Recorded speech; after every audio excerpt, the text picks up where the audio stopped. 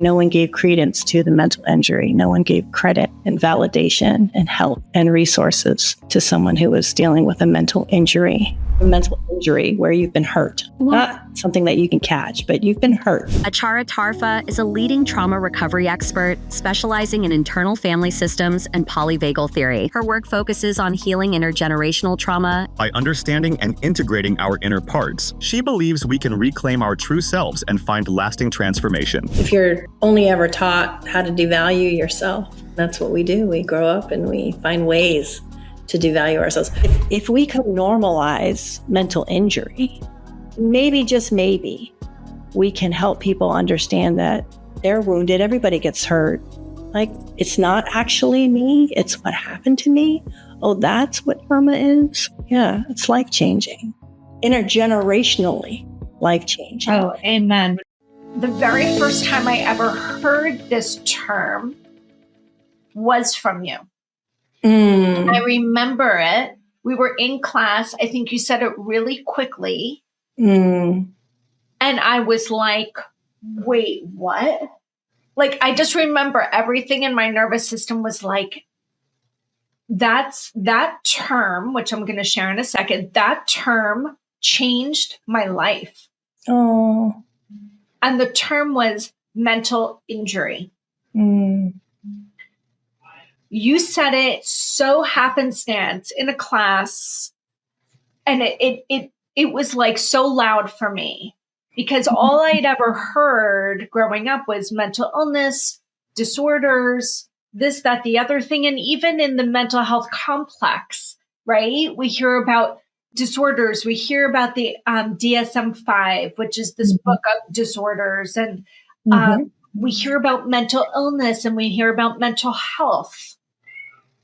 But I had never heard the word mental injury until I was in a class with you, and you're the one that said it.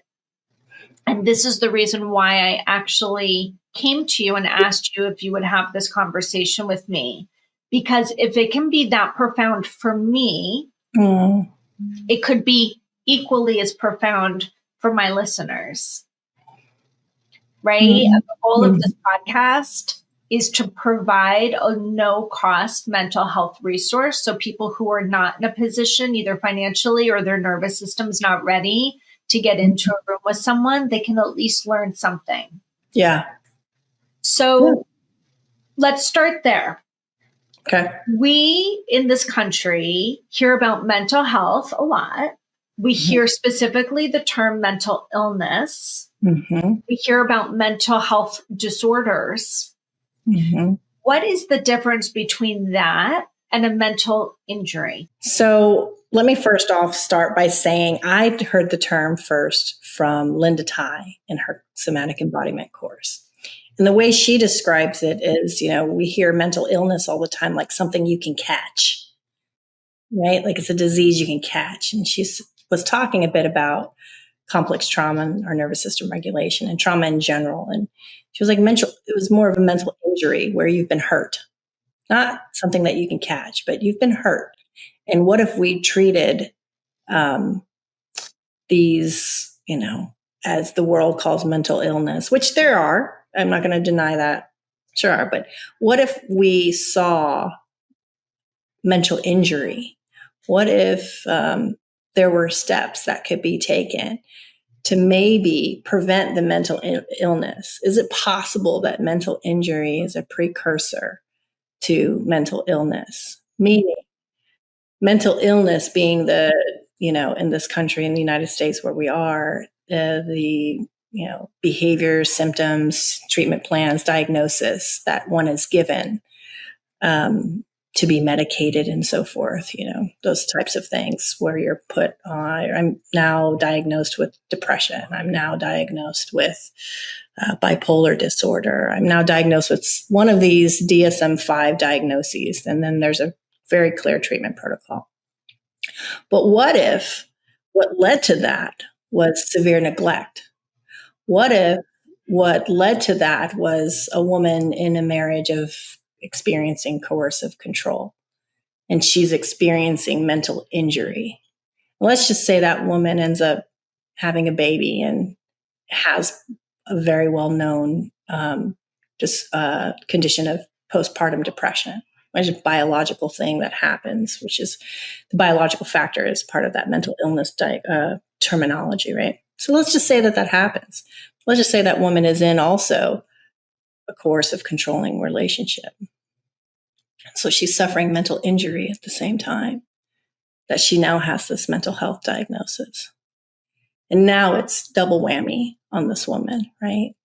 And because mental injury and mental illness aren't topics that are normalized or talked about often, there are more lately, but she then has to deal with maybe some internalized shame or isolation. And then now it leads to maybe manic depressive states. Maybe it leads to things that are more intensified because no one noticed the mental injury. No one gave credence to the mental injury. No one gave credit and validation and help and resources to someone who was dealing with a mental injury. That's what I think stuck with me when you described it in class, because you said no one can catch it. And I was like, it was all of that like just was such a solidifying moment for me. And after you described it, I got this visual. And the visual was, I see, I'm sure you do too in your practice, a wide range of trauma on a spectrum, right? Sure. We do. But I would say more than 50%, I would say maybe even more than 75% of the people I work with don't necessarily come from environments where there was abuse, aggression, or violence. They tend to come from situations that I would say had a mist of dysfunction, where it was just this constancy of dysfunction on a variety of levels, right? It could be everything in the house was really calm and cool and collected, but parents were checked out. Parents were not present, right? There was a sense of a rejection or abandonment or neglect, even though your needs were being met from a physiological standpoint, not necessarily from a love and belonging standpoint. And not because there's anything wrong with you, they're incapable, but we don't process it that way, right? I see all of that as like what I call a laceration to the soul or a paper cut on the heart, right? And I always see your heart as almost like self energy, right? And then it happens again and again and again and again till you turn around and you have 1,000 lacerations in this space. They're invisible. You feel them.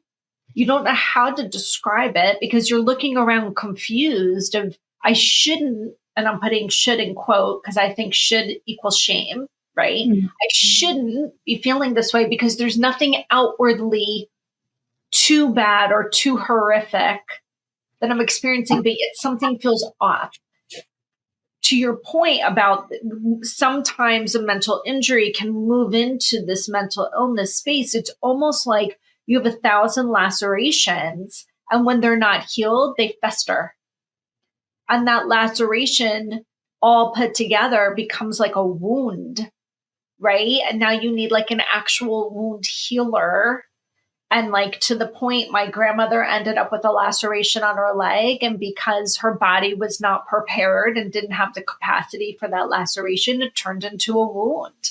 And she had to go to a wound clinic and she had to be in a hyperbaric chamber and like all this stuff just from a laceration. So it kind of reminds me of the same thing when we grow up in environments or we experience whatever it is. It doesn't even have to be at home. During our developmental years of things that constantly cause these small paper cuts, it's enough to keep us feeling very stuck because, and you know this in your world of IFS and internal family systems and parts work, when we have these lacerations in our core self, we're going to develop as many protective layers as we possibly can so those injuries don't get touched. So somebody's finger doesn't go in and do the dig. And when the finger goes in and does the dig, that's the trigger. Right? So when you talked about mental injury, it it literally changed such a trajectory of just even the way I spoke with my own clients. Because when I could explain it this way, and then I could say to them, let's try to identify some things that might have left a wound in your heart or a wound in your soul. It's not hard for them to find those things. Yeah, no. And then when I'm able to say, well, how did it leave you feeling? That's where they get stuck.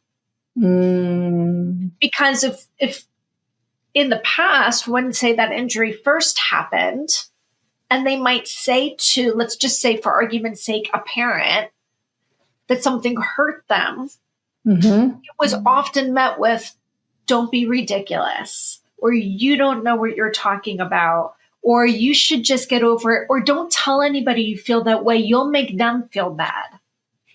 So just let it go. Yeah.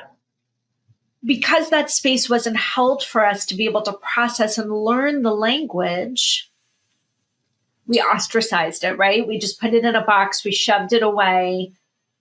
We never learned how to deal with it and heal with it. No. We did nothing with it. When I ask a client now who might be 40, 50, 60 years old, how did it leave you feeling? They don't have access to the language because they never were given the space to process it. Yeah. And so sometimes it's just starting there. And that's the salve that's like the ointment that we can need to start to heal. Yeah.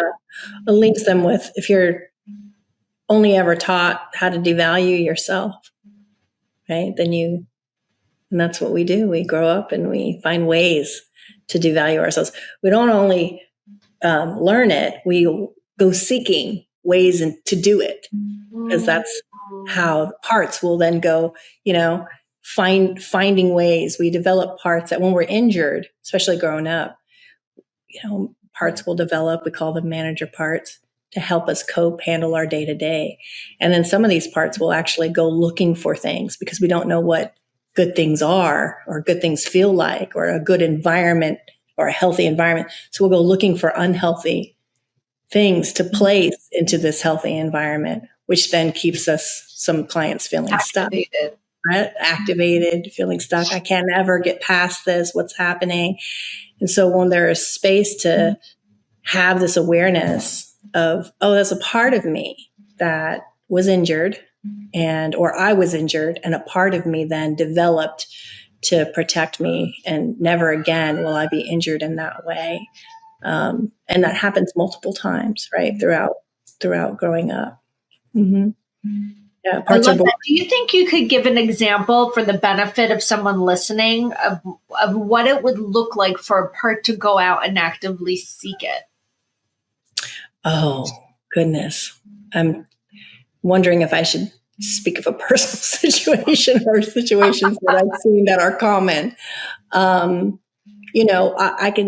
Relationships are great. Yeah. Examples of that, right? I will say in my wonderful marriage, I've been married to my husband over a decade now, and we've known each other 20 years, but I did not have him as my first serious relationship. And I had a pretty awful relationship first, hey, Luna. And it was quite abusive and violent, right? And so when I got into this new relationship, there was a friend of mine who is very near and dear to me still to this day. I would have to call her because I knew there was a part of me that couldn't identify what a average conflict or argument was. Like there had to make meaning that wasn't there, more of it, right? And I had an awareness that I was doing this. And I would have to call her and bounce that sort of off of her. And because she knows him. So she would say, well, no, that's actually from I know of the two of you. And so this is where a trusted person comes in, because I didn't have that part I have that part in me now that she actually played. So it was an external part that was there, right? That was speaking sort of from her. And then now I have this part in me that will say that already now about my husband, because that still kind of comes up every now and then, because when we have these wounds, and even though they're unburdened, right, they're still maybe a bit sensitive at times, especially depending on the severity of the trauma. But that's one way. I see that happen often in clients. I see my clients that are having relationship struggles. There will be a part of them that goes looking for that shoe to drop. Yeah, well, and I think part of it is they've learned self-doubt. They question themselves, right? But they're also sometimes seeking chaos where chaos doesn't exist, right? And we know, there's a number of rules of the mind and the way that the mind works. And one of the rules of the mind is that we will always yield to what's familiar and run from what's unfamiliar, right? We're always going to seek the thing that feels like comfort because it's predictable and we know how to deal with it, even if it's dysfunctional. Yeah. And we'll run away from what's uncomfortable, which in this scenario could be a healthy dynamic. Could be a healthy dynamic. Right? Correct. And our mind likes to make meaning. Right? We're meaning making people. So if something doesn't make sense because it's unfamiliar, we're going to try to create a narrative to make it work. So I love the fact that you sought outside, an external eye, if you will, because we do see that in relationships, don't we? We do. And I needed to do that because I didn't have access. So self-energy, right, is made up of 8 C's. Right. And one of them is curiosity. And I didn't have access to curiosity in relationship then. I only had access to what I had known. And so that sort of was a block there of being curious. And so having this person, she was able to help me get curious, which then gave me access to self-energy. And I was able to stay. And now, look, I have this beautiful marriage. But I find that people who are in relationships, my clients in particular, that is what is missing. And a lot of them is this access to curiosity of the self-energy part, because all we know is the protectors, the managers sort of, that never again, this is that exile that's wounded and is going to get hurt. So it hinders, it can hinder curiosity. And that's what I needed. So obviously I know all the lingo, right? Like when you're talking about self-energy and the 8 C's and the managers and the firefighters and the exiles and the protective parts, this is all a glossary of language and vocabulary that's used in internal family systems, which is this incredible therapeutic model that was developed by Dr. Richard Schwartz like 40 years ago. And I've talked about parts work many times on the podcast, but if someone's just tuning in for the first time and they're like, I'm so lost, I don't know what a part is, and this doesn't make sense. In its simplest way, how would you describe what it means to have parts or internal family systems? How would you describe that to someone in the most layman terms? Yeah. So we all have ways in which we protect ourselves, right? We just all do. And then we all have ways in which we relate to the ways that we protect ourselves. So for instance, I could protect myself because maybe I'm somebody who gets nervous in crowds or social situations. And so I protect myself through isolating. But because I protect myself through isolating, the way I feel towards that part about isolating is it makes me sad, or I feel guilty, or I feel ashamed, or whatnot. So that's another part, right? So that's not self feeling a certain way about the part that isolates. That's likely an inner critic judgment part there as well, that's judging that the fact that I isolate as a bad thing, or as a thing that people are going to look at me as I'm weird or whatever it is. And so because of that judgment, then now I feel sad. There's a part of me that may feel sad about that. So we're dealing with a system of 3 parts just in that example that I just shared. So I'm going to go bold. I'm going to share with you, and it's bold for me because you might be like, that is the worst explanation I've ever heard. So it's vulnerable for me to share this because I feel so strongly about it, but I would love your take on it. Okay. When I'm sitting with a client and I'm introducing them to this concept of parts work, because they're already talking that way, right? They're in a session and they're saying, well, there's a part of me that wants to do this. There's a part of me that wants to do that. There's a part of me that knows this, but I don't feel it, right? We hear them use this language without ever having been introduced to parts work. Right. The way I describe it to somebody who's brand new to it is I say, when we are born, we're born this ball of love and light, right? And if they even had children, or if they didn't have children, if they know someone that's had a child within the last 10 years, I'm like, just imagine that baby. And that baby didn't have to do anything. Or I'll say, what did that baby have to do in order to garner your connection to them? Nothing. Right? They're breathing, they're pooping, they're eating, they're sleeping. Like, they're just being. And it's enough. And that baby is rooted in self. They know exactly what they not, they know exactly what they need, and they feel very deserving of it. So it's 2:00 in the morning. I'm hungry. I'm screaming my head off. I'm courageous to do it. I'm creative. I've learned how to do it. I am confident that my need deserves to be met. I feel that I'm valued and to be connected with. There's no part of an infant that's like, oh gosh, it looks dark outside and I don't want to impose, and I'm hungry, but I don't want to be a burden. So I'm just going to be quiet. At, a few days old, they're going to let you know exactly what they need with full courage and confidence and strength. Same when they're in a high chair, they don't like some food, they drop it on the floor. When they're learning to crawl, they fall flat on their face. They don't have that inner critic yet that's like, what's wrong with you? Why can't you crawl?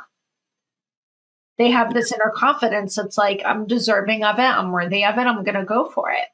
Right. However, whether it's hours, minutes, days, weeks, months, years, they either start to experience something, or they witness something, or they observe something, or they sense something, like that neuroception, that some sort of need is not being met appropriately for them.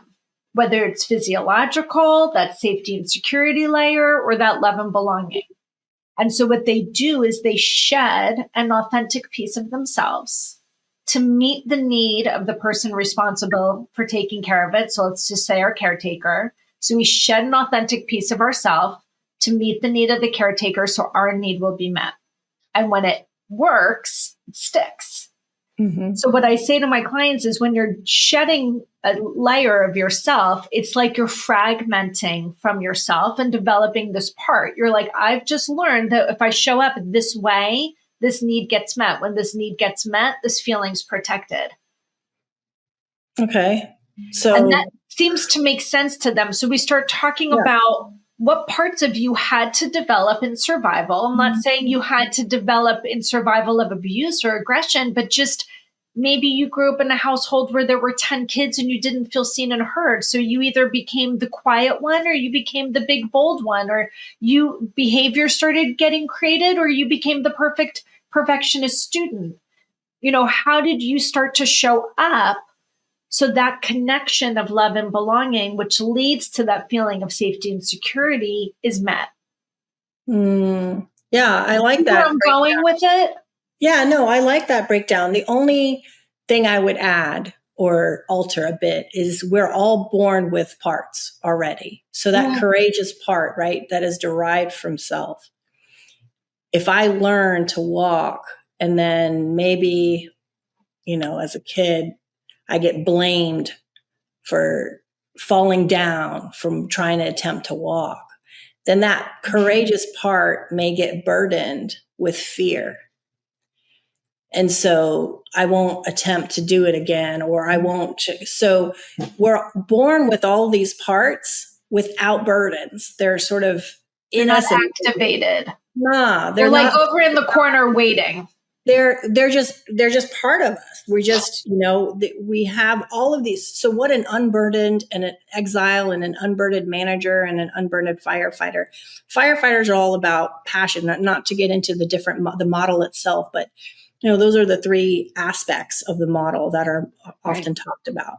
But a firefighter unburdened is very passionate, right? That's where we get our passionate part, that side of us. And a manager that's unburdened is, often very helpful and curious, and without sort of a sense of urgency or hypervigilance.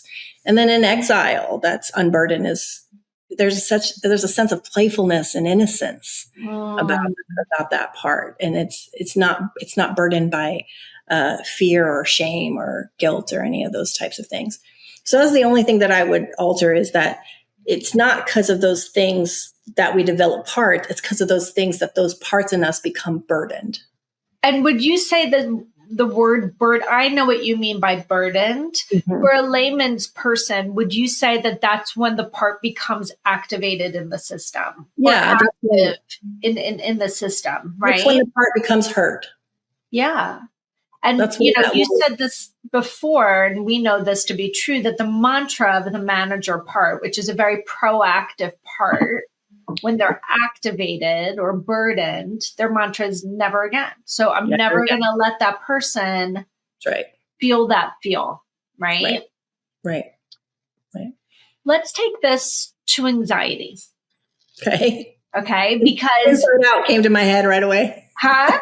Inside Out 2 came to my head right away. Absolutely. A part of me thinks in movie, so that's why. Oh, man. I mean, I had every single client watch that movie this summer. I was like, just watch it and then we'll talk about it. But so many people in this country are, and I'm going to use this term not with a pun, are burdened with this overwhelming sensation of anxiety. Mm-hmm. My personal story is all the things I experienced growing up, all those hundreds of lacerations on my heart led to this very strong anxiety in my nervous system from probably starting at like 13, 14 years old till I was in my early 40s. So that's a 30-year journey. And if anybody's really struggled with anxiety, it's like it's a suffering. It's like you're drowning in it. It feels so much bigger than you, right? So many people are diagnosed with generalized anxiety disorder. So many people feel anxious. How do you describe anxiety as a part? I say it's a mood. So that's what it is. Anxiety is, and if you look it up, they call it a mood disorder. Yep. And then you look up what a mood is. And so it's a system of complex emotions. Mm-hmm. And so then we begin to break down the complex emotions that are making up the mood of an anxiety. And we sort of start there. What do you see is kind of the universal complex emotions that make up the mood of anxiety? Oh, there's so many that come. Fear is always one that pops up for my clients. That's a big one. And then we sort of map out what maybe parts are up that are burdened with fear. Mm-hmm. Fear is definitely one. Anger is one that shows up. And often it will be fear of being angry because many of them weren't allowed to be angry. And so that develops an anxiety. What else? Sadness is there often. Yeah. So those three core emotions I see often. Do you see, this is kind of the polyvagal piece. Mm-hmm. Do you see anxiety as a physiological response to these emotions? Partly, if you bring in polyvagal theory.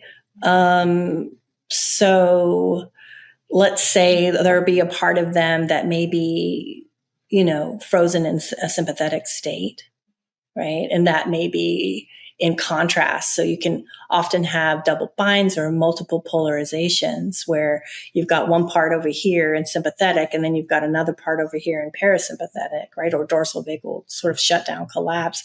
And that is causing sort of that tension of anxiety in someone. And so you can have that polarization that occurs. And oftentimes that's what I do see in it with clients with anxiety is multiple polarizations.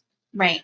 Here's the big question, circling back to this idea between mental illness and mental injury. If somebody's struggling with that activation, does that necessarily mean that they have a mental illness that is generalized anxiety disorder?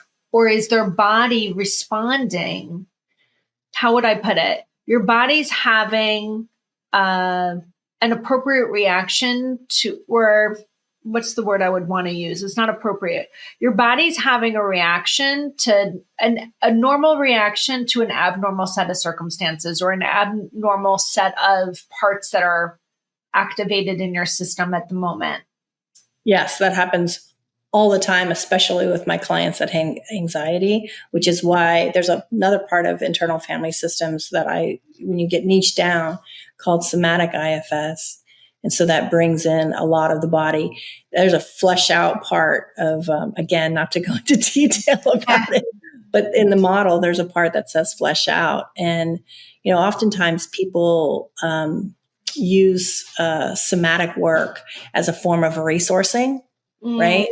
Like, okay, calm down, let's breathe. Let's do that as a form of resourcing to bring you sort of in this ventral vagal connect. In internal family systems, somatic IFS isn't resourcing. It's fleshing out. It's befriending this physiological sensation that's there. We don't want to make it go away. The somatic piece of IFS is let's recognize, slow down, and have an awareness and notice and befriend. It's a very different concept of, it's not resourcing. I love that you said that because I'm working on a new talk. I shouldn't probably give this away, but I'll just say it anyway. So I'm working on this new talk, and the title of the talk is Befriend Your Anxiety. Oh, okay. Yeah. Right. Yeah. And I think this is something that we haven't really talked about. And we've moved into this IFS realm, but it really all does have to do with the mental injury, in my opinion, because I feel like a lot of these parts get burdened or activate when those wounds are there internally as a protective layer, right? My question for you was, we know as practitioners that there's no bad parts, right? Yeah. So when we say that, we're essentially meaning that all parts are benevolent in their nature. They all have good intention for you. They all have you in mind from a positive perspective. They all think that they're helping you, even though they might be hindering you in life. Yeah. Right? No parts are bad, right? No bad parts, but they can often be wrong. Or incorrect. Then wrong and incorrect. Can you just explain how and why that would be for the listener? Yeah. So part of internal family systems is one of the parts of it, especially if we're unburdening parts, is there's a process called updating.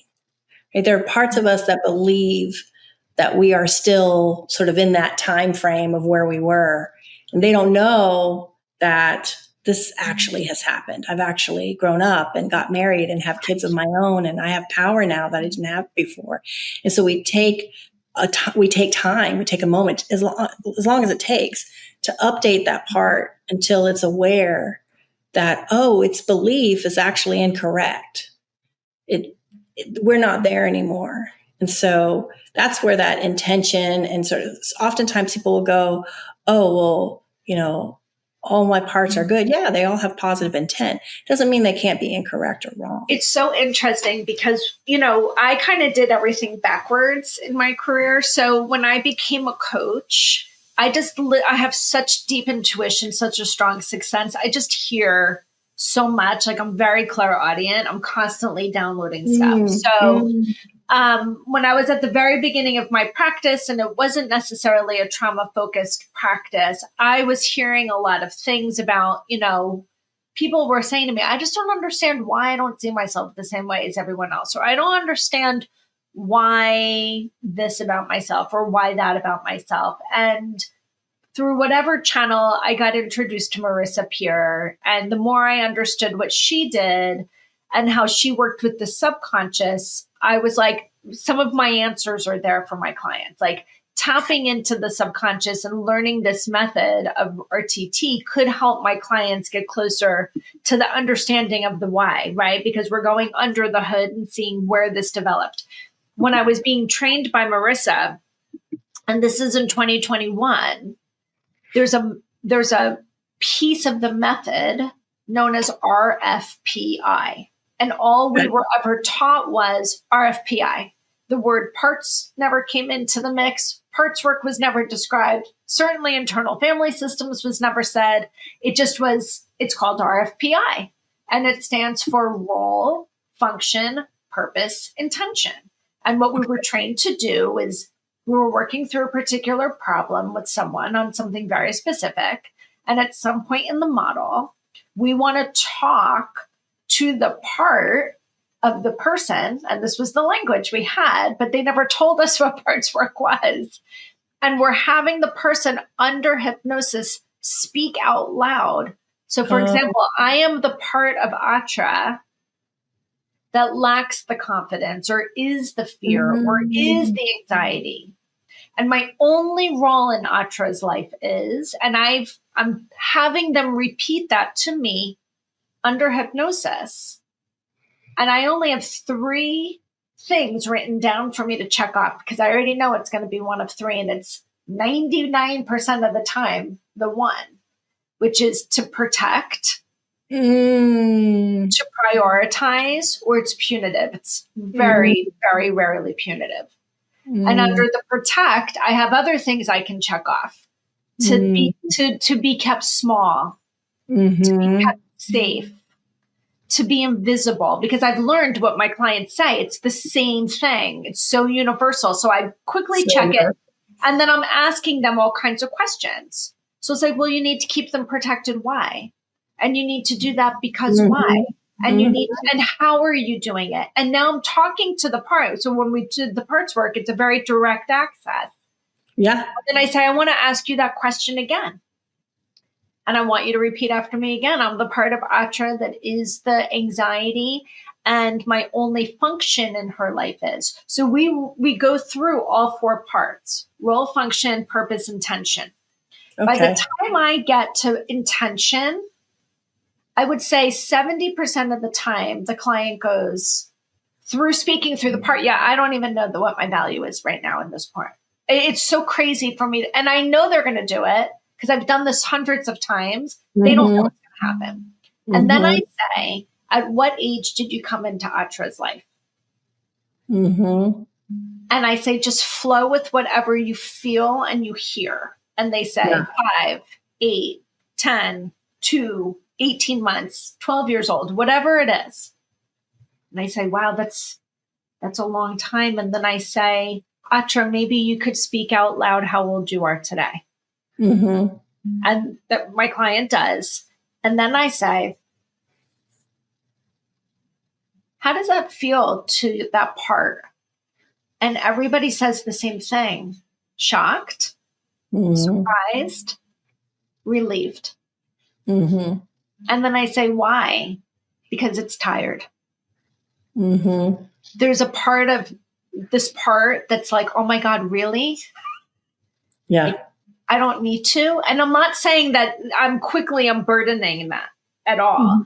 But what we're doing is we're creating a deep sense of awareness within the system. And we're creating a relationship between the self energy, which is so much easier accessed at that subconscious level, and that particular part where they can start to see each other and their role in the person's system in a way that they can work together. Yeah, that's why I think Dick called it internal family systems, right? Because he was a family systems therapist, and it's all about how the family system relates, right? And so same thing happens inside. We have parts, that relate. IFS is a relational model, and it's a system of relationships. It's not just one relationship, it's multiple relationships. And the goal is to live self-led. There's, multiple goals. There's 4 of them in particular, but one of them is to be self-led in the world. And what you're talking about is how you help clients be self-led in the world. I think that's beautiful. Yeah. Well, to pull it full circle, we started this conversation about mental injury and the difference between mental illness and mental injury. And but what I really am hoping that the listener will walk away with is, if at any time in your life you've been given a diagnosis or you suspect that there's something challenged with you from within, because it's really a feeling, it's a deep feeling inside the person's system. It's just an opportunity for you to kind of reframe and revisit and reintroduce yourself to this idea of, what was my own lived experience? What things did I have to survive or endure or be presented with that maybe actually could have left a wound on my soul, it could have left a wound in my system, right? And what I love about it is when my clients are able to see it from that perspective, there's a level of empowerment that they feel that they didn't have before. Because sometimes when they're given a diagnosis, and this happened to me in my 30s, I was like, oh, well, I guess I just carry that label and there's nothing I can really do about it other than just take some meds. And the therapy wasn't really working specifically for me. And so I resigned myself to this reality, and I had no power over it being any different. When a client can see, wow, I could, with the help of someone and all other resources, actually try to find a way to heal this wound. There's this sense of, I can do this. I'm not broken, because that's usually a very popular thing to hear. I'm wounded, and I can wound this, and I'll go to a wound specialist, a healer, whatever, to help me, because it's been there for a very long time. But actually, I may not have to carry this for the rest of my life. What would you say to that? I would say, yeah, because again, if we can normalize having a mental injury, because like you said, if someone, like for your example, let's use you as an example, you're diagnosed and then you go treatment after treatment, it's not helping. So this is the sort of scarlet letter I've got to wear, right? Mm-hmm. And when you come to find out, instead of being labeled as treatment resistant, gotten that so many times from my clients, which, right, is very shaming in itself. That's basically communicating to someone, there's no help for you. Right. Right. And golly, horrible thing to hear or have to deal with, and then to end up believing. But if we could normalize mental injury, maybe, just maybe, we can help people understand that they're wounded. Everybody gets hurt. Like, right. It's more normal to say everybody gets hurt. Everybody gets hurt. And to be able to address those wounds in a very tender, compassionate, courageous, calm, connected, clear, creative way, then maybe, just maybe, we can change somebody's life for the better and support them as they discover, oh, this is inside of me the whole time. It's not actually me. It's what happened to me. Oh, that's what trauma is. Yeah, it's life-changing, intergenerationally life-changing. Oh, amen, which is a whole other ball of wax. But for the essence of time, we're gonna end it here, because that was a beautiful way to end it. And again, my intention with today's episode is that someone learns something new. Somebody feels seen, heard, understood. That maybe the complexity that they're feeling within is being simplified in a way that feels achievable and attainable, and that there's, to your point, that hope that maybe I can actually really feel better, right? Yeah. So Again, going back to the very beginning, I'm the one that's so honored to have you today. I was like, oh, should I ask Achara if I'd like to have Achara, but she's probably too busy for me. It did take a minute for us to get here, That's right? okay, because that's life. It happens. We did get here. I really am so honored. And look, at the end of the day, if anybody liked this conversation, and if anybody has ever listened to my podcast, because I've had a lot of people ask me in the past, like, where exactly did you get your training? And like, how do you know let me tell you, if you like this, you could engage in this by actually doing what I do. And or not, but getting more trauma trained through the Global Trauma Institute, which Achara is a founder of, which I am a proud member of. And this is what you would get every single week, not just from Achara, but from other amazing instructors and a cohort of other people that are equally as passionate about learning this content and this material as you would be. So just a quick plug to Global Trauma Institute. I highly recommend for a variety of reasons. And this is the kind of information that you would be hearing on the daily, and it would maybe fill your bucket too. So, yeah. And you don't need any pre-qualifications. Yeah. Right. I was not a therapist. Still not a therapist, but, finishing up my certification to be a certified IFS practitioner. But when I got started in this, I was a stay-at-home mom who I just thought it was life. I didn't know I had trauma. I thought that was like trauma. That's life. That's what I would say. That's life. Life's hard. That's trauma? I had no idea. And so there's no pre-qualification to come to the I'll say that the pre-qualification is life. Is life. We're all walking. We are all walking with some of those lacerations on our heart. And at the end of the day, the Greek root word for trauma is wound.